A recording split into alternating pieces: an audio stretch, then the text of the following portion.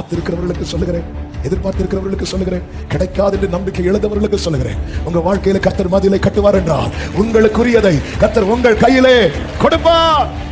சில இடத்துல என்ன பேச விடாம பண்றாருன்னா, என் பக்கம் நியாயம் இருந்தா என் வாய் அடைக்கப்படுதுன்னா கர்த்தர் எனக்கு மதிலை கட்டி இருக்கிறார் அர்த்தம்.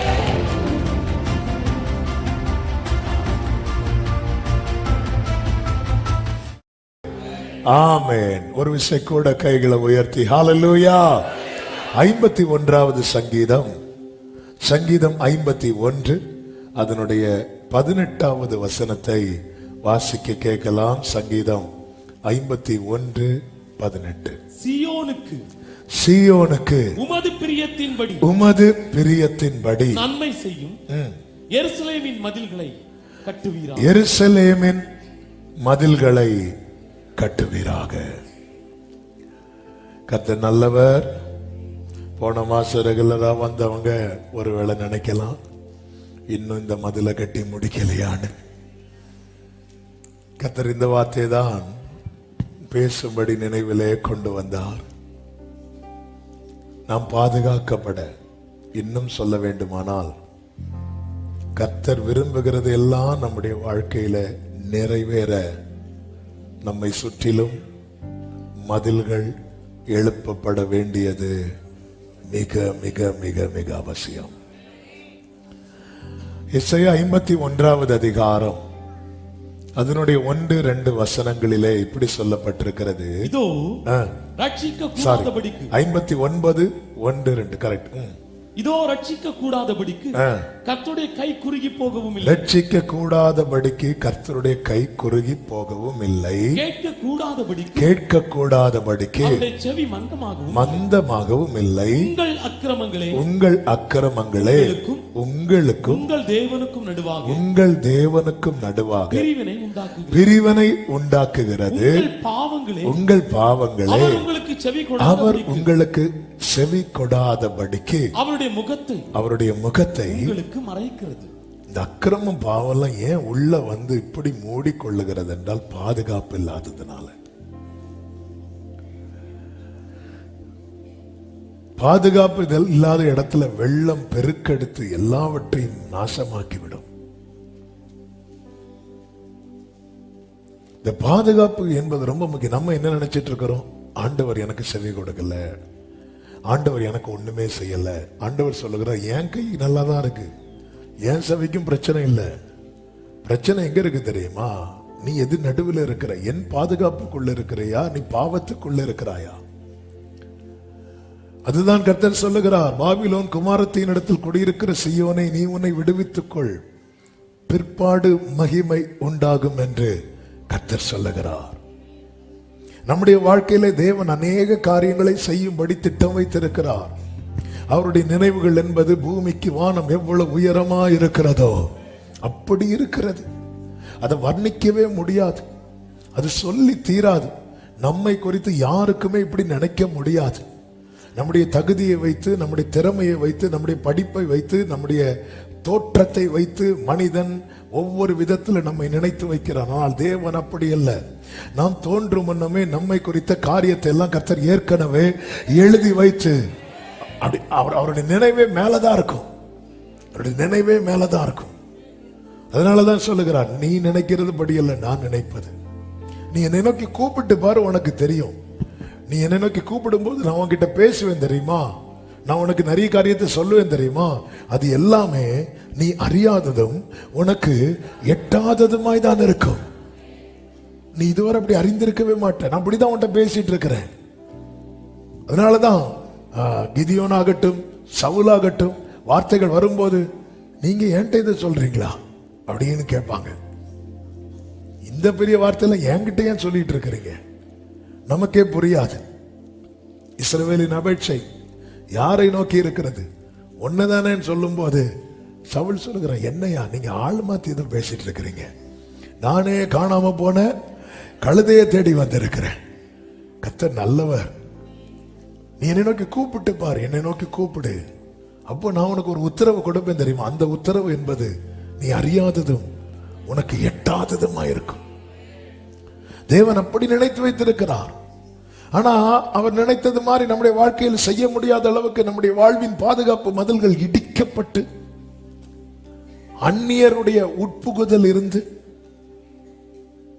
நன்மைகளை எல்லாம் சத்துரு பறித்து கொண்டு போகிறார். எனவேதான் தாவீது ஜெபிக்கிறார், சீயோனுக்கு உமது பிரியத்தின்படி நன்மை செய்யும், எருசலேமின் மதில்களை கட்டுவீராக. கர்த்தர் நம்மோடு கூட பேசுவாராக. அவர் இந்த மதிலை கட்டுவதினால் என்னெல்லாம் உண்டாகும் தெரியுமா? முதலாவது அந்த 6வது வசனத்திலிருந்து 7வது வசனத்தின் முதற் பகுதியை சேர்த்து வாசிக்கலாம். ஆகையால் இதோ நான் உன் வழியை முள்ளுகளினால் அடைப்பேன், அவள் தன் பாதைகளை கண்டுபிடிக்க கூடாதபடிக்கு மதிலை எழுப்புவேன். மதிலை எழுப்புவேன். அவள் தன் நேசர்களை, இந்த வேர்ட கவனிங்க, அவள் தன் நேசர்களை பின்தொடர்ந்தும் அவர்களை சேருவதில்லை,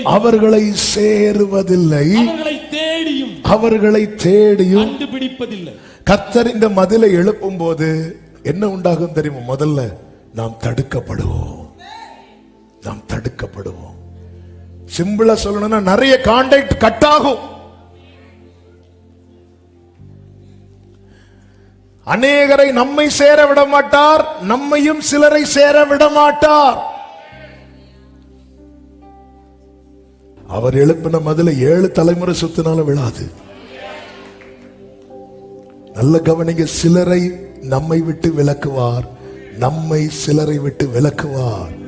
தேவனுடைய செயல்கள் ஆரம்பத்தில் நமக்கு பனிஷ்மெண்ட் போல இருக்கும், ஆனா போக போக தான் தெரியும் என் ஆண்டவர் நல்லவர், அவர் கிருபை என்றும் உள்ளது.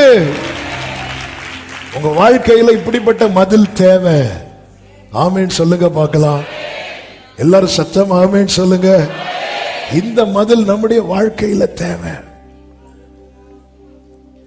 88வது சங்கீதம் 18வது வசனத்திலே தாவீது இப்படி சொல்லுகிறான், சிநேகிதனையும் தோழனையும் எனக்கு தூரமாக விலக்கினீர், எனக்கு அறிமுகமானவர்கள் மறைந்து போனார்கள்.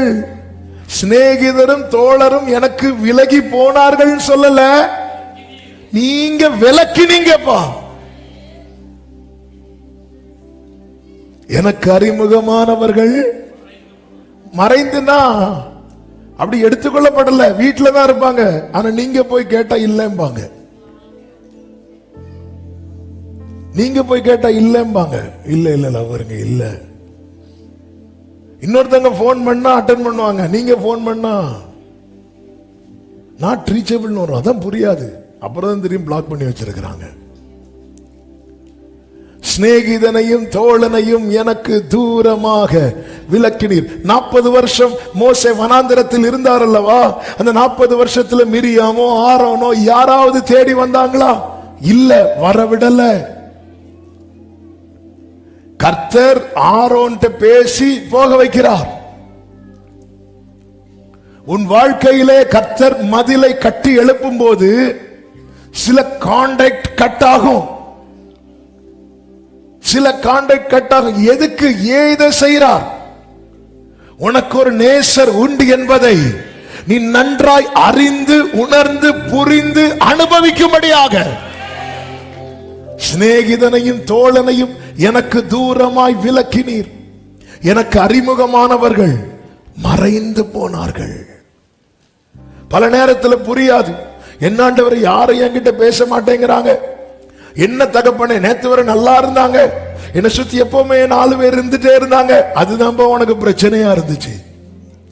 நீ அவர்களை நேசர்களாக்கி கொண்டாய். உனக்கு காலையில எழும்புறதுல இருந்து நைட்டு தூங்குறது வரை அவங்க தான், அந்த 4 பேர் தான், அந்த 5 பேர் தான், அந்த 10 பேர் தான். இந்த கூட்டத்தில் நீ யார மறந்த தெரியுமா? இப்படி ஒரு வாழ்வை தந்த அந்த மெய்யான நேசரை நீ மறந்து விட்டாய். ஹல்லேலூயா. ஆண்டவர் பார்த்தார், விட்டுற வேண்டியதானே, அவருக்கு வேற ஜனம் இல்லையா? அவரால் வேறொன்றை உருவாக்க முடியாதா? அப்படி விட மாட்டார். ஏனென்றால் அவர் கொடுத்த கிரயம் அதிகம். சாஸ்திரிகள் நட்சத்திரத்தை கண்டு இயேசுவை பணிந்து கொள்ள பெத்லகேமுக்கு வரும்போது அரண்மனைக்குள்ளே போய் ஏரோதின் இடத்துல விஷயத்தை சொல்லிட்டாங்க. விஷயத்தை சொல்லிட்டு திரும்பி வந்து இயேசுவை வீட்டிலே இயேசுவை கண்டு பணிந்து கொண்டு திரும்பி போகும்போது கர்த்தர் மதிலை கட்டிட்டார். இயேசுவை விசிட் பண்றவங்களுக்கு மதில் உண்டு. மதில கட்டிட்டார். வான் பண்றார், போகாத, அவங்கிட்ட போகாத, ஏரோது கான்டாக்ட் உனக்கு வேண்டாம். ஆண்டவரே, கிங் ஆண்டவரே, நீ போ, முதல் கத்தி உன் மேலதான். என்ன பண்ணிட்டு வந்தேன்னு கேட்பான். நாங்க இயேசுவை பார்த்தோம்போ. அடுத்து என்ன பண்ணேன்னு கேட்பான். நாங்க வர்ஷிப் பண்ணோம்போ. அதோட உன் கதை முடியும். போகாத, அந்த கான்டாக்ட் வேண்டாம். ஆண்டவரை இந்த பட்டணத்துக்கு அவர் ராஜா, ஆண்டவரை வேண்டாம். மதில கட்டிட்டாரு, மதில கட்டிட்டாரு. திருப்பி போ, திருப்பி போ. ஆமென். ஆண்டவர் சில மதிலை கட்ட விரும்புகிறார். ஹல்லேலூயா. உன்னுடைய ஆராதனை அர்த்தம் உள்ளதாக வேண்டுமானால், உன்னுடைய ஜீவியம் அர்த்தம் உள்ளதாக வேண்டுமானால், உன் வாழ்க்கையில கர்த்தர் சில மதிலை கட்ட விரும்புகிறார். இப்ப ஆண்டவர் கேட்கிறார், மதில் கட்டவான்னு கேட்கிறார். எத்தனை பேர் கட்டுங்கப்பான்னு சொல்றீங்க? ஆமென். சிலருக்கு புக்கு புக்குன்னு இருக்கு. ஹல்லேலூயா. ஆமென். ஹல்லேலூயா. நல்லா புரிஞ்சுக்கோங்க. ஏன் ஆண்டவர் இதை செய்யறார் தெரியுமா? கர்த்தர் தந்ததை இன்னொரு ஆள் தந்ததா நம்ம சொல்லும் போது அந்த இடத்துல கர்த்தரால தாங்க முடியாது. எனவேதான் ஓசியா 2:12 சொல்லப்பட்டிருக்கிறது, என் நேசர்கள் எனக்கு கொடுத்த பணயம் என்று அவள் சொன்ன அவளுடைய திராட்சை செடிகளையும் அவளுடைய அத்தி மரங்களையும் நான் பாழாக்கி அவைகளை காடாய் போக பண்ணுவேன். பாத்தீங்களா? கர்த்தர் தந்தத இது இன்னார் தந்தது அன்னார் தந்ததுன்னு சொன்னா கர்த்தருடைய கை அதற்கு அகைன்ஸ்டா இருக்கும். ஏன் அநேகருக்கு ஆரம்பம் நன்றா இருந்து அதன் பிறகு சொல்லிக்க முடியாமல் போனதற்கு காரணம் என்ன தெரியுமா? ஆமென். அதாவது உதவும்படி நிறைய பேரை கர்த்தர் கொண்டு வருவாருங்க. அதிகாரிகளை கொண்டு வருவார், உயர் பதவியில. இதெல்லாம் கர்த்தருடைய செயல். அதான் கர்த்தருடைய செயலை பார்க்கணும். ஆண்டவரே, நீங்க தானப்பா ஃபேவர் பண்றீங்க. சிறைச்சாலை தலைவன் கண்களிலே யோசேப்புக்கு தயை கிடைக்க பண்ணினார். இது யார் செய்யறா? கர்த்தர் செய்யறார். போர்த்திபாரின் கண்ணில் யோசேப்புக்கு தயை கிடைக்க பண்ணினார். செய்யறது யாரு? கர்த்தர் செய்யறார். இந்த வெளிச்சம் இருந்ததுனாலதான் போர்த்திபாரின் மனைவி அழைத்த போது யோசேப்பு தட்டி விட்டுட்டு ஓடுனான். இல்ல, எனக்கு போர்த்திபாரால தான் எனக்கு இந்த மேன்மை கிடைச்சதுன்னு அவன் நினைச்சிருப்பான், அவன் அட்ஜஸ்ட் பண்ணிருப்பான். ரெண்டுக்கும் வித்தியாசம் தெரியுதா? இதுதான். இந்த வீட்டுல என்ன மேனேஜரா வச்சது யாரு அப்படின்னா போர்த்திபாரின் வீட்டுல. அப்ப ஓனர் யாரு? போர்த்திபார் தான். ஆனா இந்த வீட்டுல நான் உயர்த்தப்பட்டதுக்கு காரணமா இருந்தது இந்த போர்த்திபாரோ போர்த்திபாரின் மனைவியோ அல்ல, கர்த்தர். இந்த வெளிச்சம் அவனுக்கு இருந்ததுனாலதான் போர்த்திபாரின் மனைவி அவனை தப்பு பண்ண அழைத்த போது அவன் தட்டி விட்டு ஓடினான். இல்ல, இவரால தான். ஒருவேளை நான் ஓகே சொல்லலைன்னா நாளைக்கு எனக்கு வேலை போயிருமே அப்படி மட்டும் அவன் நினைச்சிருப்பான்னு வைங்களேன். இன்னைக்கு இப்படிதான் அநேக காரியத்தில் அநேகர் அட்ஜஸ்ட் பண்ணி நேசரை மறந்து விலகி போய் தங்கள் வாழ்க்கையை பாழாக்கி கொண்டிருக்கிறார்கள். ஆவியானவர் சபைகளுக்கு சொல்லுகிறதை காதுள்ளவன் கேட்க கடவன். அது இப்படி பண்ணாதான் முதலாளிக்கு பிடிக்கும், அது இப்படி பண்ணாதான் மேனேஜருக்கு பிடிக்கும், அது அப்படி பண்ணாதான் பிடிக்கும். நல்ல புரிந்து கொள்ளுங்கள், எல்லா அதிகாரங்களுக்கும் மேலானவரை தான் நாம் ஆராதித்துக் கொண்டிருக்கிறோம். ஒருவரை பிரியப்படுத்த நீ ஒன்றை செய்யும் போது அந்த செயல் உன் நேசரை துக்கப்படுத்துமானால் அந்த செயலினால் உனக்கு ஆசீர்வாதம் வராது, அந்த செயலினால் உனக்கு ஆபத்து தான் வரும். ஆமென். யார் யார் இல்ல? மோர்தேக்காய் பாருங்க, உலக பிரகாரமா பார்த்தா ஆமான் எங்க, மோர்தேக்காய் எங்க? எல்லாரும் ஆமான வணங்கும் போது பாரு, நான் வேணா எழுப்பி நிக்கிறேன், வணங்க மாட்டேன். மோர்தேக்காய் வணங்க மாட்டான். வர்ஷிப் அது ஆண்டவருக்கு தான். அது யாராக இருந்தாலும் சரி. ஆரம்பத்தில் ஸ்ட்ரகிள் பண்ண ரொம்ப கஷ்டப்பட்டான். ஆனா பின்னாட்களில் மாமான் கையில் இருந்த ராஜாவின் மோதிரம் இப்ப மோர்தேக்காயின் கையில கொடுக்கப்படுகிறது. என் ஆண்டவர் எல்லாவற்றையும் பார்த்துவிட்டு சும்மா இருக்கிறவர் அல்ல. அதனாலதான் ஆண்டவர் மதிலை கட்டுவேன் என்கிறார். நம்முடைய வாழ்க்கையில் ஆண்டவரே, நேசரை தேடுவதற்கு பதிலாக நான் நேசர்களை தேட ஆரம்பிக்கிறேன் என்றால் என்னுடைய ஜெபம் எதுவா இருக்க வேண்டும் தெரியுமா? ஆண்டவரே, மதிலை கட்டுங்கப்பா, நீர் நியமித்த பாதையில் நடக்காமல் நான் ஒரு பாதையை தெரிந்தெடுத்து பயணிப்பேன் என்றால் ஆண்டவர் நீர் மதிலை கட்டுவீராக. அதாவது சில பாதையில மதிலை கட்டுகிறார், சில பாதையில என்ன கட்டின வைக்கிறாரா? முள்ளுகளால். ஏன்னா அவருக்கு தெரியும் இவன் எந்த மதிலையும் எத்தி சாடக்கூடியவன். இந்த ஆளு யாரு? மதில் மதில் மதில் தாண்டுறவன், மதில் சாடுகிறவன். ஆமென். சில சின்ன வயசுல எக்ஸ்பர்ட்டா இருப்பாங்க, வீட்டுக்குள்ள அடைச்சு வைக்க மாதிரி இருக்கும், அழகாடாது. அதனால பார்த்தா நீ ரொம்ப கொதிப்பிய, என்ன ஆண்டவர் அங்க வச்சிருக்கிறீங்க? முள்ளு. வா வா ஆண்டவரே, நான் இப்போ சாடுவேன். சாடு சாடு சாடுவோம். அடுத்த ஃப்ரைடே ஃபாஸ்டிங் பிரேயர் ரிக்வெஸ்ட் வந்திருக்கும். ஒருவர் மதில் சாடி முள்ளுகளுக்குள் விழுந்து எல்லாரும் ஜெபம் பண்ணுவோம். அதனாலதான் சில பாதைகளை அவர் முள்ளுகளால் அங்க போகவே முடியாது. இப்போ இப்படி அடைச்சிட்டு இப்போ எனக்கு முன்னாடி எந்த பாதை தான் இருக்கு தெரியுமா? அவர் நியமித்த பாதை. என் ஜனமாகிய குமாரத்தியை நான் வேறு எந்த பிரகாரம் நடத்துவேன் என்று கர்த்தர் கேட்கிறார்.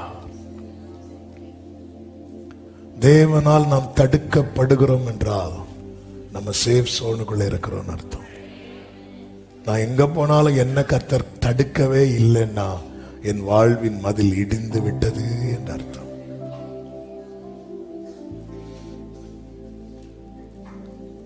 ஆண்டவரே மதில கட்டுங்க.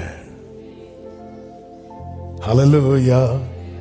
எங்கு செல்ல வேண்டும் வழி நடத்தும் உம் விருப்பம் இல்லாத உம் விருப்பம் ஆமென்.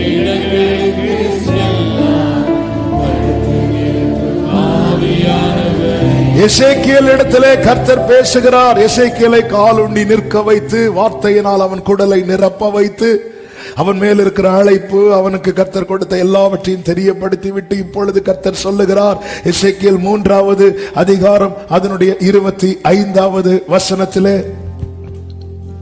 இதோ மனுபுத்திரனே, உன் மேல் கயிறுகளை போட்டு அவைகளால் உன்னை கட்ட போகிறார்கள்.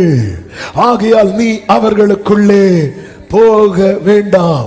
வாட் இஸ் நெக்ஸ்ட் என்பது நமக்கு தெரியாது, ஆனால் அவருக்கு தெரியும். அப்ப இங்கே எசேக்கியேலுக்கு கர்த்தர் என்ன செய்கிறார் என்றால் மதிலை கட்டுகிறார். அவன் தடுக்கப்படுகிறான். மனுபுத்திரனே, என்ன பிளான் வச்சிருக்கிறாங்க தெரியுமா? உன் மேல கயிறை போட்டு அவைகளால் உன்னை கட்ட போகிறார்கள். ஆகையால் நீ அவர்களுக்குள்ளே போக வேண்டாம். அடுத்த வசனத்தை வாசியுங்கள். வாசிங்க. எசேக்கியேல் 3:26. நான் உன் நாவை உன் மேல் வாயோட ஒட்டி கொள்ள பண்ணுவேன். இதுவும் மதில் தான். நீ அவர்களை கடிந்து கொள்ளுகிற மனுஷனா இராமல் ஊமையனா இருப்பார். அவர் மதில்னா அப்படி நாளைக்கு செங்கல்லாம் வீட்டுக்கு முன்னாடி இருந்து இறங்கல, அடைச்சிடுவாரு. சில இடத்துல என்ன பேச விடாம பண்றாருன்னா, என் பக்கம் நியாயம் இருந்தா என் வாய் அடைக்கப்படுதுன்னா கர்த்தர் எனக்கு மதில கட்டி இருக்கிறார் அர்த்தம். ஹல்லேலூயா. நீ அவர்களை கடிந்து கொள்ளுகிற மனுஷனாயிராமல் ஊமையனாயிருப்பாய். அவர்கள் கலக விட்டார். 27வது வசனம். நான் உன்னோட பேசும்போது வாயை திறப்பேன், உன் வாயை திறப்பேன். அப்பொழுது கர்த்தராகிய ஆண்டவர் இன்னதை உரைத்தார் என்று அவர்களோட சொல்வாய். கேட்கிறவன் கேட்கட்டும், கேளாதவன் கேளாதிருக்கட்டும். அவர்கள் கலக விட்டார். முந்தின வசனத்தில் என்ன சொல்லப்பட்டிருக்கிறது? அவர்கள். நீ சும்மா இருந்தாலும் அவங்க யாருதான்? கலக விட்டார். நீ பேசினாலும் அவங்க யாருதான்? அப்ப அவங்கள மாத்தவே முடியாது. நீ மாறு. நம்ம என்ன நினைக்கிறது தெரியுமா? 4 வார்த்தை பேசினா ஒண்ணு இல்ல, கலக வீட்டார் தான். அவங்களெல்லாம் மாற்ற முடியாது. அப்ப நாம தான் மாறணும். என்ன மாறணும்? ஆண்டவரே பேசவா? ஆண்டவரே நான் சும்மாவே இருக்கேன், பேசு. உன் நாவை மேல் வாயோட ஒட்டி கொள்ள பண்ணுவேன். அதுதான் தாவீது ஜெபிக்கிறான், என் வாய்க்கு காவல் வையும். அவர்கள் கலக வீட்டார். நீ ஊமையானார், அவர்கள் கலக விட்டார். நீ பேசு, அவர்கள் கலக விட்டார். இந்த இடத்துல அப்படி போக்கஸ் யார் மேல இருக்கு தெரியுமா? கலக வீட்டார் மேல அல்ல, அவருடையவன் மேல. நீ சேஃபா இருக்கணும் எசேக்கியேலே, நீ பாதுகாப்பா இருக்கணும் எசேக்கியேலே. உன் ஆத்துமா முக்கியம், உன் வாழ்க்கை முக்கியம். அவங்க பேசுறது போல நீயும் பேசுறேன்னா நீயும் அந்த கூட்டத்தில் ஆயிருவ. நீ அவங்க பேசுறது போல பேசக்கூடாது. நான் உன்கிட்ட பேசும்போது உன் வாயை திறப்பேன்.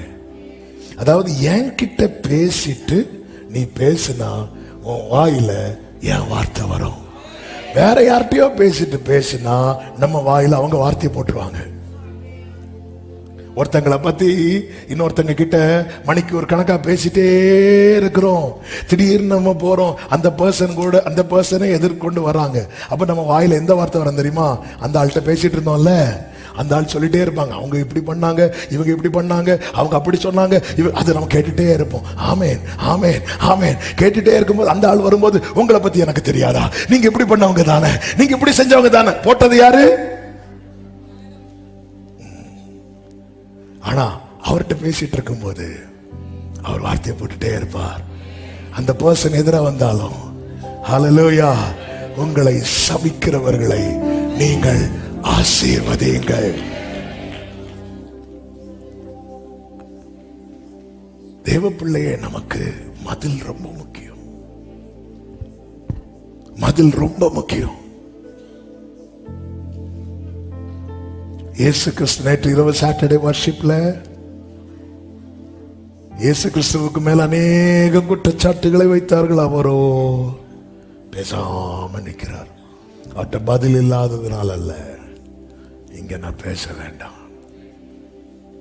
அப்பா சிக்னல் கொடுத்துருப்பா, நீ சும்மா இரு, நீ சும்மா இரு. ஒரு குற்றம் செய்யாதவர் மேலேயே அநேக குற்றச்சாட்டுகளை சூழ்ந்திருக்கிறவர்கள் வைப்பார்கள் என்றால் நாம் எல்லாம் எம்மாத்திரம். மதில். அதனாலதான் ஆண்டவர் சிலரை நம்மை விட்டு செப்பரேட் பண்ணுவார், நம்மை சிலரை விட்டு செப்பரேட் பண்ணுவார்.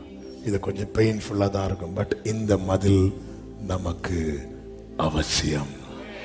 இரண்டாவதாக, இந்த மதில் கட்டப்படுவதனால் உண்டாகிற அடுத்த மேன்மை என்ன தெரியுமா?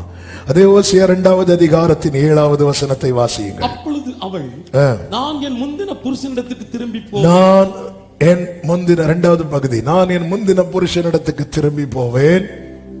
இப்பொழுது இருக்கிறதை பார்க்கலாம். அப்பொழுது எனக்கு நன்மையா இருந்தது என்பார். மதில் கட்டப்படும் போது அடுத்து என்ன உண்டாகும் தெரியுமா? நேசரை குறித்த மேன்மையான நினைவுகள் உண்டாகும். அதுவரைக்கும் அவளுக்கு யார மறந்துட்டா தெரியுமா? இயேசுவை மறந்துட்டா. சபை யார மறந்துட்டு தெரியுமா? இயேசுவை மறந்துட்டு. நாங்க சண்டே ஸ்கூல் படிக்கும் போது சண்டே ஸ்கூல் ஆனிவர்சரிக்கு ஒரு ஸ்கிட் பண்ணோம். அந்த ஸ்கிட்ல என்ன எப்படின்னா, வீட்டில் இருக்கிற பெரியவருக்கு பர்த்டே, தாத்தாவுக்கு பர்த்டே, பிள்ளைங்க பேர பிள்ளைங்க எல்லாரும் வெளியூர்ல இருந்து வர்றது மாதிரி ஸ்கிட்டு. அந்த ஸ்கிட்ல வந்து அப்படி இப்படிலாம் பண்ணிட்டு கடைசியில் ஓகே கேக் கட் பண்ணலான்னு சொல்லிட்டு கேக்கெல்லாம் எடுத்து வச்சு ஹாப்பி பர்த்டே பாடலான் இருக்கும்போது தான் ஒரு பேர பிள்ளை சொல்றான், தாத்தா எங்க? கொண்டாட்டத்துல எல்லாம் வச்சுட்டு எதை மறந்துட்டோம் தெரியுமா? தாத்தாவை. எதுக்கு அது ஸ்கிட்டு போட்டோம்னா, கிறிஸ்துமஸ்ங்கிற பேர்ல என்னெல்லாமோ செய்யறோம், ஆனா உண்மையில யாரை மறந்துட்டோம்? கிறிஸ்துமஸ்ல இருக்கிற கிரைஸ்ட மறந்துட்டோம். பாருங்க, சாத்தானுடைய தந்திரத்தை பாத்தீங்களா? அதுல இருக்கிற கிறிஸ்துமஸ்ல இருக்கிற கிரைஸ்ட தூக்கிட்டு அதுல எக்ஸ்ன்னு வேற போட்டு, என்ன மஸ்? இதான் உலகம். இதே போலதான் நன்மைகள் வர வர வர, எல்லை பெருக பெருக பெருக, ஆசீர்வாதங்கள் கொட்ட கொட்ட கொட்ட காரணமானவரை மறந்துட்டோம். இவள் அப்படி மறந்துட்டா. ஆனா மதில் கட்டப்பட்டு இப்போ ரீச் பண்ண, மற்றவர்களை ரீச் பண்ண முடியாம இருக்கும்போது இவ யார நினைக்கிறா தெரியுமா?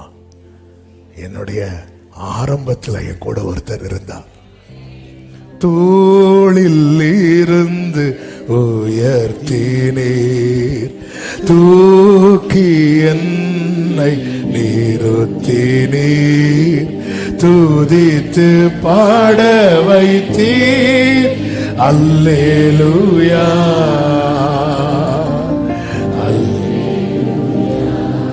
தூளிலிருந்து தூக்கி என்னை ருசித்தவங்க கைகளை உயர்த்தி துதித்து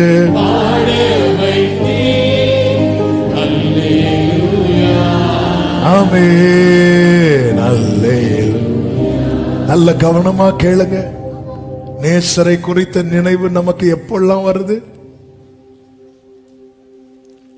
ஆண்டவரே உம்முடைய ஆவிக்கு மறைவா நான் எங்க போவேங்கிறார் தாவீது. அப்படின்னு நான் எங்க போனாலும் என் நினைவுல நீங்க தானப்பா வந்துட்டு இருக்கிறீங்க. சரி கொஞ்சம் ஒதுங்கி இருப்போம். சும்மா சும்மா வந்து டார்ச்சர் பண்ணிட்டு இருக்கிறார் நினைவுல. ஒதுங்க முடியல. நான் பாதாளத்துல படுக்கை போட்டாலும் அங்கே உமது கை என்ன பிடிக்கும். சுலேமியால் சொல்றா, நீங்க அவர்கிட்ட போய் சொல்லுங்க, நான் நேசத்தால் சோகம் அடைந்திருக்கிறேன்.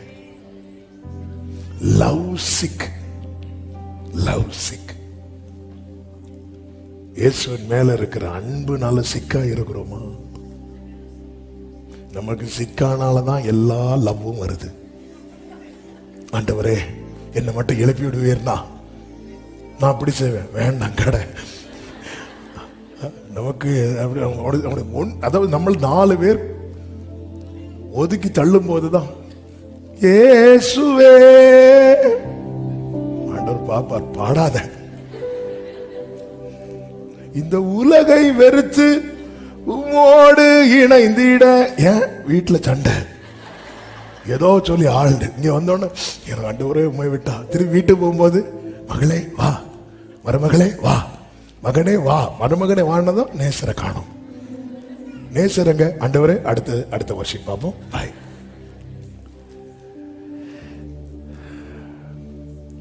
நான் என் முந்தின புருஷனிடத்துக்கு திரும்பி போவேன். இப்பொழுது இருக்கிறதை பார்க்கிலும் அப்பொழுது எனக்கு நன்மை. அது எவ்வளவு பாக்கியம் இயேசுவோடு. அன்னைக்கு நமக்கு ஒண்ணுமே கிடையாது, எதுவுமே இல்லை. அவருடைய பிரசன்னத்துல வந்து இருக்கும்போது எல்லாம் இருக்கிறவர்களை விட ஒரு நிறைவு நம்ம இருதயத்தில் இருந்தது. எல்லாம் இருக்கிறவர்களை விட ஒரு நிறைவு நம்ம இருதயத்தில் இருந்தது. இன்னைக்கு எல்லாம் வந்ததுக்கு அப்புறம் நேசரை மறந்து நேசர்களுக்கு பின்னாக இன்னைக்கு அன்னைக்கு ஆண்டவர் கர்த்தருடைய ஆலயத்துக்கு போவோம் வாருங்கள் என்று சொல்லும் போதே நமக்கு அவ்வளவு ஹாப்பியா இருந்துச்சு. இப்போ சண்டே சர்ச்சுக்கு போய் ஆகணும் இல்லைன்னா எத்தனை பேர் ஹாப்பியா கை தூக்க வேண்டாம், மகிழ்ச்சியா இன்னைக்கு ஆண்டவர் சமூகத்தில் வந்திருக்கிறோம். வரணுமேனு வந்தவங்க எத்தனை பேர் அவன் நினைக்கிறான். அதுதான் தாவீது சொல்லுகிறான், பூர்வ நாட்களை நினைக்கிறேன், உம்முடைய அதிசயங்களை தியானிக்கிறேன். அந்த பூர்வ நாட்களை நினைக்கிறேன். எது தாவீது? அந்த காட்டுல இருந்ததா? ஆமா ஆமா. அந்த மரண இருளின் பள்ளத்தாக்குல இருந்ததா? ஆமா. அதையும் போட்டு நினைச்சிட்டு இருக்கிற தேவரீர் என்னோடு கூட இருந்து அந்த டைம் அவருடைய கோலும் அவருடைய தடியும் என்னை தேட்டினது. என் வாழ்க்கையில இயேசுவை குறித்த நினைவு இல்லைன்னா என் வாழ்க்கையில மதில் இல்லை என்று அர்த்தம். அந்த மதில் கட்டப்படுமானால் அவரை பத்தி தான். அவர் மட்டும் இருந்திருந்தா இரவெல்லாம் பகலெல்லாம் இதயம்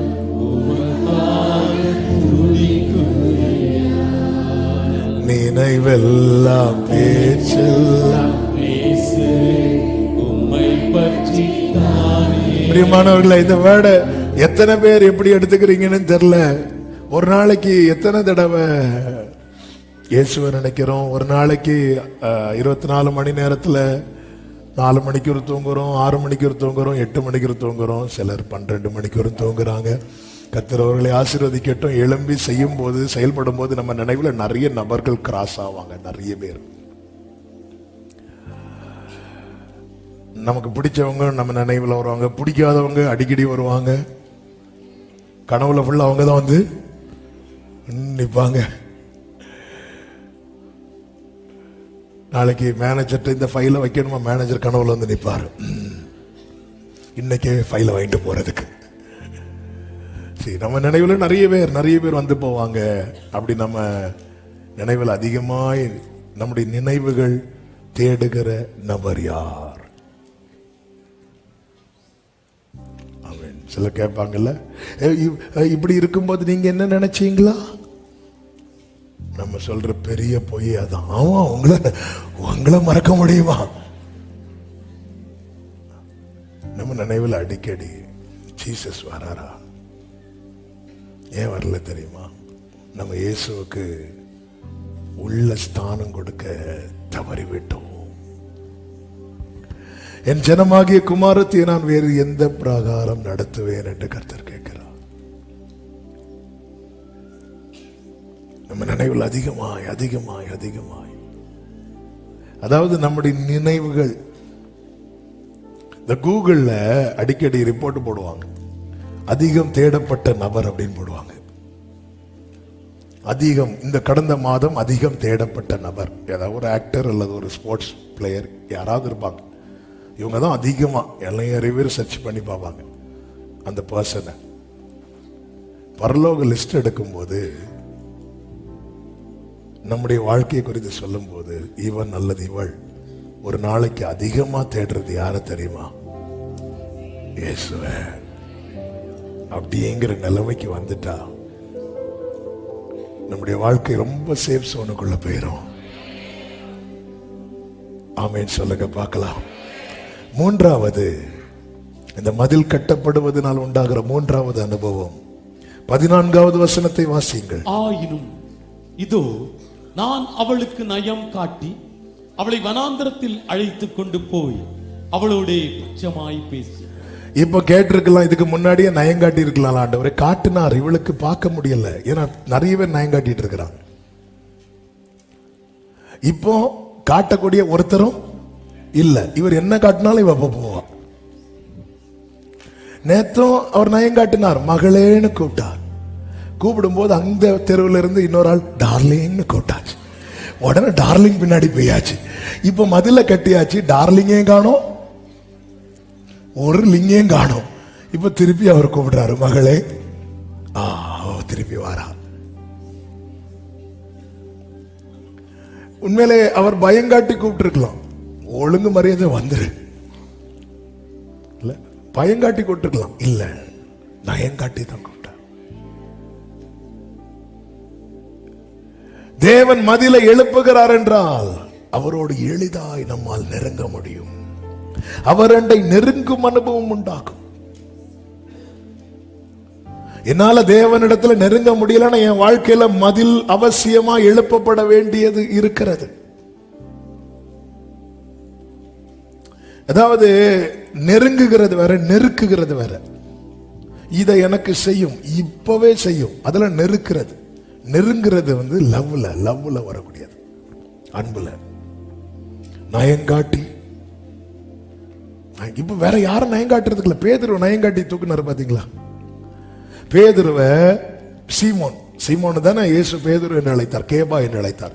சீமோனுடைய சகோதரன் அந்திரையா சீமோனை இயேசுவின் இடத்துல அழைத்து கொண்டு வருகிறான். இதான் ஃபர்ஸ்ட் விசிட், இயேசுவை சந்திக்கிறது. யோவான் 1வது அதிகாரம் எடுக்க வேண்டாம், 40, 41, 42 வசனங்களை பார்க்கும் போது இருக்கும். சீமோன் வரும்போதே இயேசு சொல்லிட்டார், கேபா அப்படின்ட்டார், பேதுரு அப்படின்ட்டார். ஆமீன் போட்டு போயிட்டார். போயிட்டு மீன் பிடிக்க போனார். ஆண்டவர் பார்த்தார், வேலைக்கு ஆகாது, மதில போட்ட. பேதுரு இங்க வலை போட்டா மீன் இங்க போகும், பேதுரு இங்க வலை போட்டா மீன். சில நேரத்தில் நமக்கு புரியவே புரியாதுல்ல. நாம ஒண்ணு செய்வோம், நடக்காது. நாம அங்கிருந்து விலகி இன்னொரு ஆள் அதே இடத்துல வந்து ஒண்ணு செய்வாங்க, நடக்கும். இரவு முழுவதும் பிரயாசப்பட்டு ஒன்று அகப்படவில்லை. போட்டு கரையில வருது. காலையில கரையில யார் நிக்கிறா தெரியுமா? இயேசு நிற்கிறார். என்ன சொல்லி இருக்கலாம்? பேதுரு இனியாவது வா சொல்லி இருக்கலாம். இல்ல, நேரா போறார். பேதுரு உன் போட்ல கொஞ்சம் உட்காரட்டுமா? உட்காருங்க ஆண்டவரே. கொஞ்சம் தள்ளுவியா? கொஞ்சம் தள்ளுற, அப்படி ஆழத்துக்கு கொண்டு போவியா, ஆழத்துக்கு கொண்டு போயாச்சு. அந்த வலைய போடு. இன்டைரக்டா கூட ஆனாலும் அன்னைக்கே நீ வந்திருந்தேன்னா சொல்லல, என் ஆண்டவர் நயங்காட்டி அழைக்கிறவர். வலைய போடுன்னு சொல்லும் போது பேதுரு சொல்ற, இரவு முழுவதும் பிரயாசப்பட்டு ஒன்றும் அகப்படவில்லை. இப்ப வேற வழியில போட்டுதான் ஆகணும். ஏன்னா அவன்கிட்ட பேசுறதுக்கு இப்ப ஒருத்தர் தான் உண்டு. கூட்டாளிகள்ல வேற போட்ல இருக்கிறாங்க. ஏன்னா பேதுரு போட்ல ஒண்ணுமே இல்ல. உன் போட்ல ஒண்ணு இல்லைன்னா உன் ஃப்ரெண்ட்ஸ் எல்லாம் இன்னொரு ஃப்ரெண்டு வீட்டுல இருப்பாங்க. ஆமே. பேதுரு வலைய போட்டு அள்ளி எடுக்க வைத்து எல்லாம் நிறைவா இருக்கும்போது பேதுரு வா அப்படின்ட்டார்.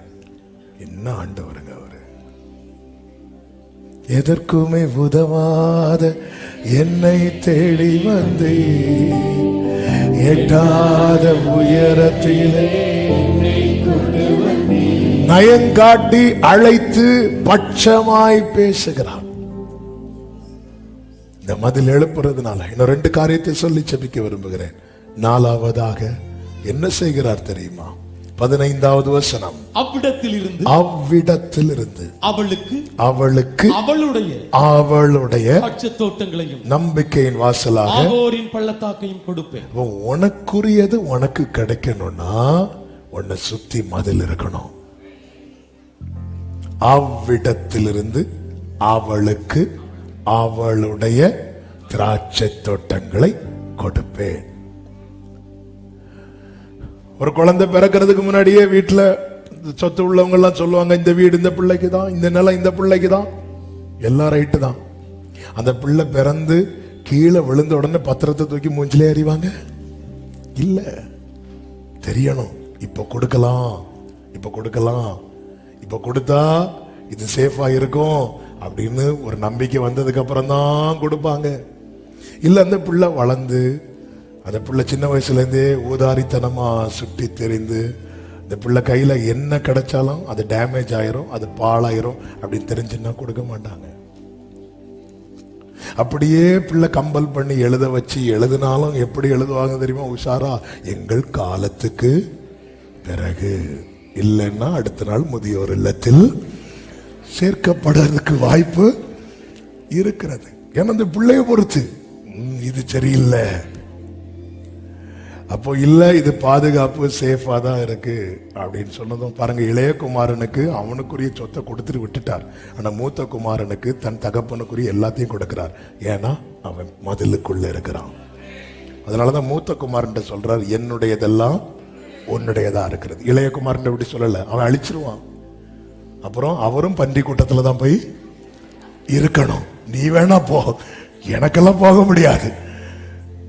அதனாலதான் அப்போ அந்த சேஃப் பாருங்க, அழைத்து கொண்டு வந்து என் வாழ்க்கையில சுற்றி மதில எழுப்புறாருன்னா எனக்கு இருக்கிறத இல்லாம ஆக்குறதல்ல, எனக்கானதை எனக்கு தருவதற்கு. சவுல் குடும்பத்தில் பிறந்தவன் தானே யோனத்தான், யோனத்தானுக்கு பிறந்தவன் தானே மேவிபோசேத்.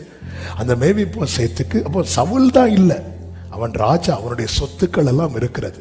ஆனால் மேவிபோசேத்துக்கும் சொத்துக்கும் சம்பந்தமே இல்லாமல் இருக்க இப்பொழுது தாவீது கேட்கிறான், யோனத்தான் நிமித்தம் தயவு பாராட்ட யாராவது இங்க இருக்கிறாங்களா என்று கேட்கும்போது மேவிபோசேத்தை குறித்து பேசுகிறான். சீபா ஒரு முடவன் இருக்கிறான், அவனை தூக்கிட்டு வாங்குறாங்க. மேவிபோசேத் கொண்டு வரப்படுகிறான். இப்பொழுது அவன் மதிலுக்குள்ளே வருகிறான். 2 சாமுவேல் 9வது அதிகாரம் அதனுடைய 7வது வசனத்திலே தாவீது மேவிபோசேத்தை பார்த்து இப்படி சொல்லுகிறான். தாவீது அவனை பார்த்து, நீ பயப்படாதே, நீ பயப்படாதே, உன் தகப்பனாகிய யோனத்தான் நிமித்தம் நான் நிச்சயம் உனக்கு தயை செய்து உன் தகப்பனாகிய சவுலின் நிலங்களை எல்லாம் உனக்கு திரும்ப கொடுப்பேன். உனக்கு புதுசா இல்லப்பா, அதெல்லாம் உனக்குரியதுதான். ஆனா நீ எங்க இருந்த தெரியுமா? மதிலுக்கு வெளியே இருந்த. இப்ப நீ எங்க வந்துட்ட தெரியுமா? என் சமூகத்துல வந்துட்ட. நீ என் பந்தியில் நித்தம் அப்பம் புசிப்பாய் என்றார். புதுசா எடுத்து கொடுக்கல. என்னை கேட்டுக்கொண்டிருக்கிற அன்பு சகோதரா சகோதரி, உங்களுக்கு தேவன் ஆயத்தம் பண்ணின நன்மைகள் ஏராளம் இருக்கிறது. தேவனுடைய ஆசீர்வாதங்கள் ஏராளம் இருக்கிறது. ஏன் கையில வர மாட்டேங்குது? நம்ம மதிலுக்குள்ள இருக்கிறோமா? பாதுகாப்பா இருக்கிறோமா? ஒரு பாட்டு உண்டுல, நம்ம பாடுவோம்ல, என்னை நம்பியவர் தந்த பொறுப்பதனை. என்ன அழகான பாட்டு! இதுதான் ட்ரூத், இதுதான் சத்தியம். என்னை நம்பி அவர் தாரார். ஓகே, இவன் சேஃபா இருக்கிறான். இவன் முடவன் ஃபர்ஸ்ட் டைம் மீட் பண்றாங்க. ஆனா எங்க வந்துட்டாருன்னா அரண்மனைக்குள்ள வந்துட்டார், மதிலுக்குள்ள வந்துட்டார், எருசலேமுக்குள்ள வந்துட்டார். வந்தது சொல்றாரு, இங்க பாருப்பா, உன் தகப்பனாகிய யோனத்தான் நிமித்தம் உனக்கு நான் தயவு செய்யணும். உன் தகப்பனாகிய சவுல்னா தாத்தா, சவுலனுடைய நிலங்களை எல்லாம் உனக்கு திரும்பி கொடுப்பேன். இப்ப இதுவரை மேவிபோசேத் எப்படி இருக்கிறான் தெரியுமா? அவனே சொல்றான், செத்த நாயை போல. அவனுக்கு சொத்து இருக்கு, எல்லாம் இருக்கு, ஆனா எப்படி இருக்கிறான் தெரியுமா? செத்த நாயை போல. மதிலுக்குள்ள வந்தது அவனுக்கு எல்லாம் கிடைக்குது. தகப்பனுடைய அன்பு என்கிற மதிலுக்குள்ள இளையகுமாரன் வந்ததும் எல்லாம் கிடைக்குது. உனக்குரியது ஏன் உனக்கு கிடைக்கல? நீ எங்க இருக்கிற? சபையை வாக்குத்தத்தங்களை கேட்டு கேட்டு கேட்டு கேட்டு ஒண்ணு கூட இன்னும் வாங்கலையே. கிடைக்காதா? கிடைக்கும். வா, மதில கெட்ட விடு அவரை. இந்த குயவன் செய்தது போல நான் உனக்கு செய்யக்கூடாதோ?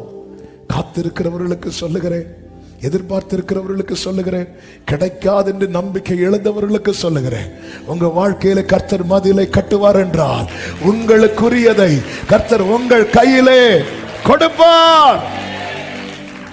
ஐந்தாவதாக, இந்த மதில் கட்டப்படுவதனால உண்டாகிற ஐந்தாவது ஆசீர்வாதம் என்ன தெரியுமா? 16வது வசனம் வாசியுங்கள். அக்காலத்தில் நீ என்னை இனி பாகாலி என்று சொல்லாமல் ஈஷி என்று சொல்லுவாய். பாகாலினா மாஸ்டர் அப்படின்னு அர்த்தம், ஈஷினா ஹஸ்பண்ட் அப்படின்னு அர்த்தம். நீ என்ன எப்படி சொல்லுவ தெரியுமா? ஹஸ்பண்ட்னு சொல்லுவ, நேசர்னு சொல்லுவ, நாயகர்னு சொல்லுவ. என்ன இதன் அர்த்தம்? உன் வாழ்க்கையிலே கர்த்தர் மதிலை கட்டும் போது அவரோடு இருக்கிற உறவின் ஆழம் அதிகமாகும், அதிகமாகும். இந்த உறவு மேன்மையான உறவு, இந்த உறவு மகிமையான உறவு. இந்த உறவை அழைத்து போகதான் அந்த மணவாளனாகிய கிறிஸ்து மீண்டும் வர போகிறார். வெளிப்படுத்தின விசேஷம் 19வது அதிகாரம் 7, 8, 9 வசனங்களிலே இப்படி சொல்லப்பட்டிருக்கிறது. அந்த வசனங்களை வாசியுங்கள். நாம் சந்தோஷப்பட்டு களிகூர்ந்து அவருக்கு துதி செலுத்த கடவோம். ஆட்டுக்குட்டியானவருடைய கல்யாணம் வந்தது. அவருடைய மனைவி தன்னை எப்படி ஆயத்தம் பண்ணினாள்? இதோ அவள் என்னை பார்த்து என்ன சொல்லுகிறாள் தெரியுமா? ஈசி அப்படிங்கிறாள். நல்ல கவனிங்க. இளையகுமாரன் வெளியே நிக்கிறது வரைக்கும் அவன் என்ன சொல்லிட்டு இருந்தான் தெரியுமா? உங்க வேலைக்காரர்களில் ஒரு ஆளா இருப்பதுக்கு கூட. அப்ப அவன் யாராதான் மைண்ட்ல செட் பண்ணிட்டு வாரான்? வேலைக்காரனா. ஏன்? வெளியே இருக்கிறான். பிள்ளைதான். பிள்ளையா இருந்தாலும் நீ பாவத்துல இருக்கிறது வரைக்கும் ஒன்னால அப்படி நினைக்க கூட முடியாது. இதுதான் ட்ரூத். சும்மா கூட்டத்துல நம்ம நேசர் மணவாளன் சொல்லுவோம். மனதார அப்படி சொல்லணும்னா அதுக்கு ஆழமான உறவு வேணும், ஆழமான உறவு வேணும். எத்தனை குடும்பங்களில் பெயரளவுல மட்டும் உறவுகள் இருக்கு. பெயரளவுல பேருக்கு ஒரு ஹஸ்பண்ட், பேருக்கு ஒரு மனைவி, பேருக்கு எல்லாம் பேருக்கு. ஏன்னா ஆழமான அந்த உறவு இல்ல. அவருடையவன் அவருடையவள் என்று சொல்லிக் கொள்ளுகிறோம், ஆனா ஆழமான உறவு இல்லை. ஏன்னா நமக்கு மனசுல பல நேசர்கள் ஓடிக்கொண்டிருக்கிறார்கள் அல்லவா? ஆண்டவர் அடைக்கிறார். நான் காட்டி இழுத்து கொண்டு வந்து பட்சமாய் பேசி அவ்விடத்தில் அவளுக்குரியதை கொடுக்கும் போதுதான் அந்த ரியல் லவ், அந்த மெய்யான தெய்வீக அன்பை இவ பார்க்கிறா. பார்த்ததும் சொல்றா, மை ஹஸ்பண்ட் அப்படிங்கிறா. வேதம் சொல்லுகிறது அதே 2:17 பாகால்களுடைய நாமங்களை அவள் வாயிலிருந்து அற்றுப்போக பண்ணுவேன். இனி அவைகளின் பெயரை சொல்லி அவைகளை நினைக்கிற நினைப்பும் இல்லாமற் போகும். இனி அவைகளின் பெயரை சொல்லி நினைக்கிற நினைப்பும். அநேகர் திரும்ப திரும்ப விழுறதுக்கு காரணம் பலவிதமான நினைவுகள். தேவனோடு உள்ள உறவு ஸ்ட்ராங் ஆயிட்டுனா தேவையில்லாத நினைவெல்லாம் கிளியர் ஆயிரும், கிளியர் ஆயிரும். ஆண்டவர் சொல்லுகிறார் 19-20 வசனங்கள், நித்திய விவாகத்துக்கென்று நித்திய விவாகத்துக்கென்று உன்னை எனக்கு நியமித்துக் கொள்வேன். நீதியும் நீதியும் நியாயமும் கிருபையும் உருக்க இரக்கமுமாய் உன்னை எனக்கு நியமித்துக் கொள்வேன். கைகளை உயர்த்தி ஆமேன் சொல்லுங்க பார்க்கலாம். அடுத்த வார்த்தையில சொல்றாரு, உண்மையாய் உன்னை எனக்கு நியமித்துக் கொள்வேன். ஏங்க அவர் என்னைக்குங்க போய் சொல்லி இருக்கிறாரு, ஆனாலும் சொல்லிட்டு சொல்றாரு, ஏய் உண்மையா. இதுதான் ஆட்டுக்குட்டியானவருடைய கல்யாணம். அவருடைய தோழர்களாகிய ஆபிரகாம், ஈசாக்கு, யாக்கோபு முதல் யோவான் ஸ்நானன் வரை பக்கத்தில் நின்று பார்க்கிறாங்க. யார் இந்த மணவாட்டி, யார் இவள்? பார்க்கும் போதுதான் இவர் நேசர் என்று சொல்லிக் கொண்டு வனாந்திரத்தில் தன் நேசர் மேல் சாய்ந்து கொண்டு ஒருவள் வருகிறாள். என கேட்டுக்கொண்டிருக்கிற அன்பு சகோதரா சகோதரி, நம்மை தேவன் அழைத்தது ஒரு நாள் சந்தோஷத்திற்கு அல்ல, நித்திய மகிழ்ச்சிக்கென்று, நித்திய விவாகத்துக்கென்று, நித்திய வாழ்வுக்கென்று அழைத்திருக்கிறார். எனவே ஒரு தேவ பிள்ளை வாழ்க்கையில என்ன கேட்கணும் தெரியுமா? மதில கட்டுங்கப்பா, மதில கட்டுங்கப்பா. எல்லாரும் எழுந்து நிற்கலாம் ஆண்டவர் சமூகத்துல. கர்த்தர் நல்லவர்.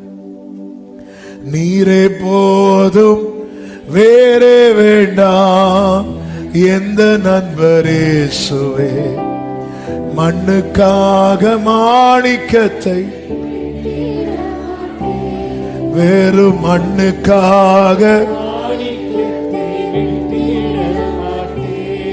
இது எத்தனை பாக்கியம், இது எத்தனை மேன்மை! நித்திய விவாகத்துக்கென்று தேவன் நம்மை நியமித்திருக்கிறார். உண்மையாய் உன்னை எனக்கு நியமித்துக் கொள்வேன். இந்த பூமியிலே தேவ ஜனமே, நம்ம ஆண்டவர் சமூகத்தில் ஒரு நாள் சந்தோஷத்துக்காக வரக்கூடாது. மனிதன் ஒரு நாள் சந்தோஷத்துக்காக என்னெல்லாமோ செலவழிக்கிறான், என்னெல்லாமோ பண்றான். ஒரு நாள் வாழ்வை இன்பம் என்று ஒரே ஒரு நாளுக்காக. இந்தியாவில் ஒரு ஒரு ஒரு பெரிய ஒரு பணக்காரருடைய மகனுடைய திருமணம் நடந்தது. அந்த ஒரு நாளுக்காக என்னெல்லாமோ பண்ணாங்க, என்னெல்லாமோ பண்ணாங்க. ஆண்டவர் என்னையும் உங்களையும் அழைத்தது ஒரு நாளுக்காக அல்ல, தலைமுறை தலைமுறையாய், 1000 வருடமாய் அவருடையவனாய் அவருடையவளாய் இருக்கும்படி. இதுக்கு நமக்கு என்ன தேவை தெரியுமா? ஒரு மதில் கட்டப்படணும். எத்தனை பேர் உண்மையா சொல்லுவீங்க? நீரே போதும்,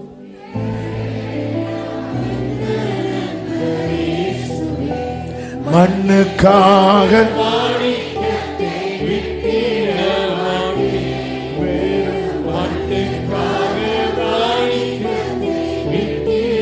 இதை ஒரு அறிக்கையாக, இது ஒரு நம்பிக்கையின் விசுவாசத்தின் சாட்சியின் அறிக்கையாக சொல்லி பாடி நம்ம ஜெபிக்கலாமா? எல்லாரும் கைகளை தட்டி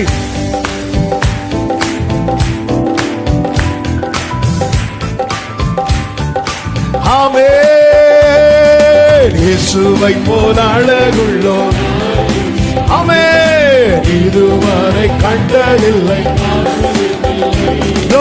இயேசுவை போல் இதுவரை கண்டதில்லை. பூரண அளவுள்ளவரே, பூரண ஆமென். நீரே போதும் வேறே வேண்டாம். நல்ல கையை தட்டி சின்ன பிள்ளைங்க பெரியவங்க எல்லாரும் வெறும் மண்ணுக்காக சம்பூரண அழகுள்ளோர், சம்பூரண அழகுள்ளோர், சம்பூரணமாக என்னை உந்தனுக்கின்றேன். ஹல்லேலூயா.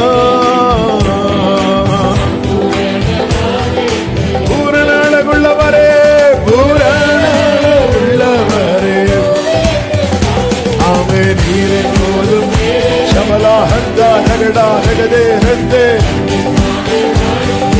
விக்கிட மாட்டேன். ஓ லோக சுகமேன்மை, லோக சுகமேன்மை எல்லாம் ஆமென். ஆமென். பாவ சோதனைகள் எல்லாம் என்னை சோதித்தார்.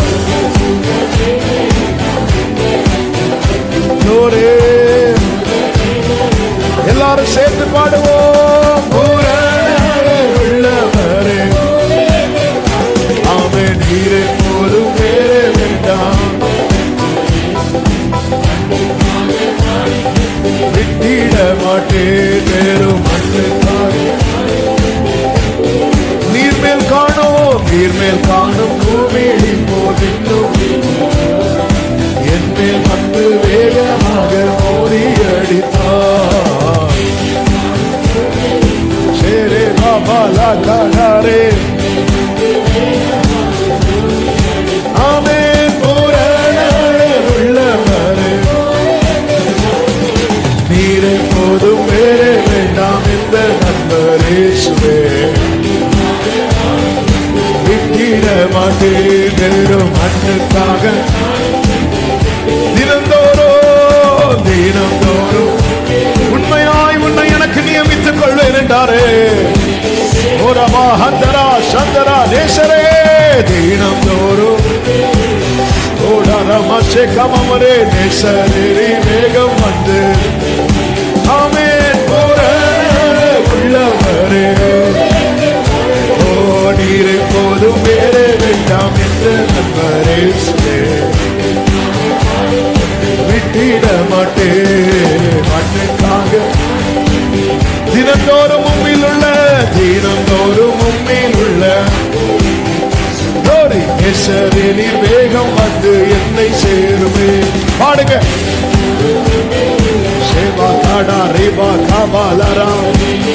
மறுபடியும் சொல்லுங்க. தினந்தோறும் தினந்தோறும் தினந்தோறும் உம்மில் உள்ள அம்மா வேகமாறும் தினந்தோறும் தினந்தோறும் உம்மில் உள்ள பூரா மாமா சேக்க மாமலா துரரா பூரண உள்ளவரே பூரண உள்ளவரே நீரை போதும் வேறே வேண்டாம். ஆமென்.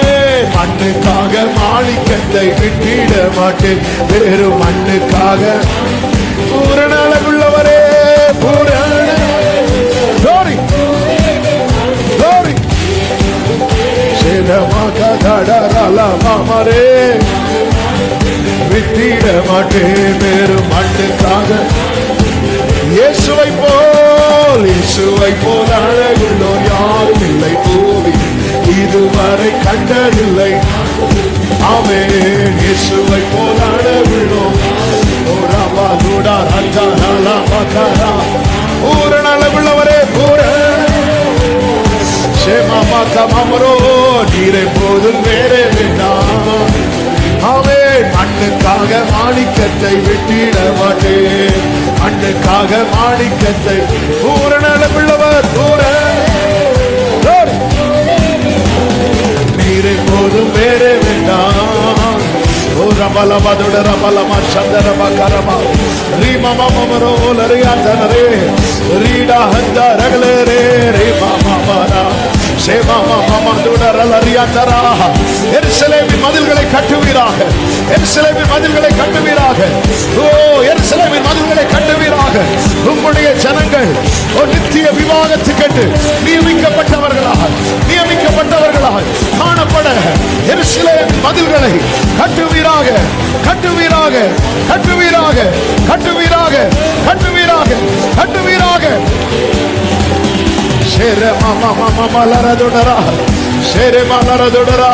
உண்மையாய் நியமித்துக் கொள்வேன். எனக்கென்று நியமித்துக் கொள்வேன். நித்திய விவாகத்துக்கென்று நியமித்துக் கொள்வேன் என்று கர்த்தர் சொல்லுகிறார். சபையை ஆர்ப்பரி.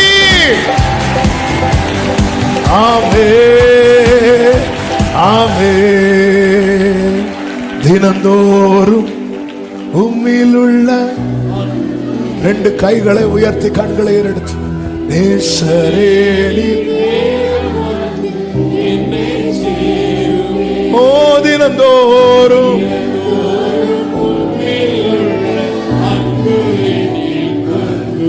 நேசரே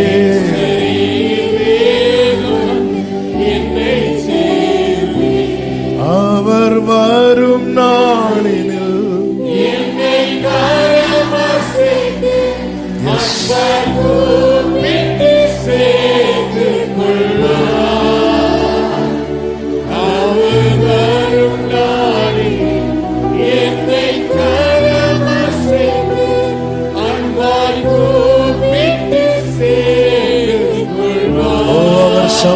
மதில் அங்கே பாடி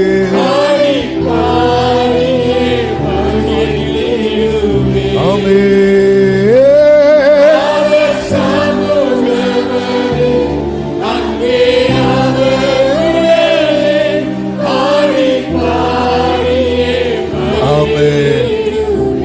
பிரியமானவர்களே, ஆண்டவர் எதை செய்தாலும் நம்முடைய நாளைக்காக தான் செய்கிறார். நம்முடைய நாளை குறித்து அக்கறை உள்ளவர். எனவே ஒரு தேவ பிள்ளை எப்பொழுதுமே ஆண்டவர்கிட்ட கேட்கணும், எப்போது உம்மோடு வைத்துக் கொள்ள ஆண்டவரே நீர் மதில்களை கட்டுவீராக.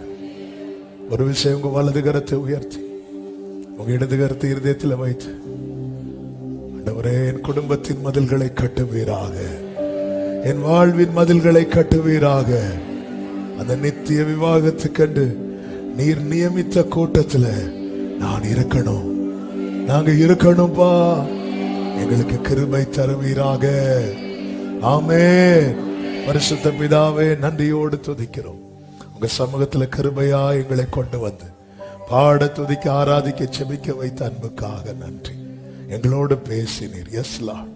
எங்கள் வாழ்வின் மதில்களை கட்டி எங்களை உம்முடையவர்களாகவே நிலை நிறுத்துவீராக. ஒவ்வொருவருக்கும் அப்படியே செய்து ஆண்டவர் இவர்களுக்குரிய நன்மை அவர்கள் பெற்றுக்கொண்டு உமக்கென்று வாழ கர்த்தர் அனுக்கிரகம் செய்யும்.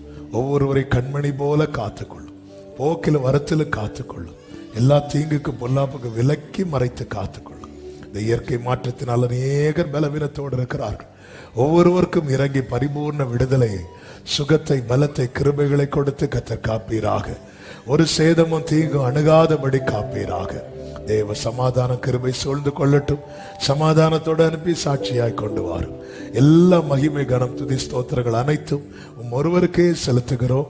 இரட்சகர் இயேசு கிறிஸ்துவின் நாமத்தில் பிதாவே, ஆமென். என் ஆத்துமாவே கர்த்தரை ஸ்தோத்திரி, என் முழு உள்ளமே அவருடைய பரிசுத்த நாமத்தை ஸ்தோத்திரி.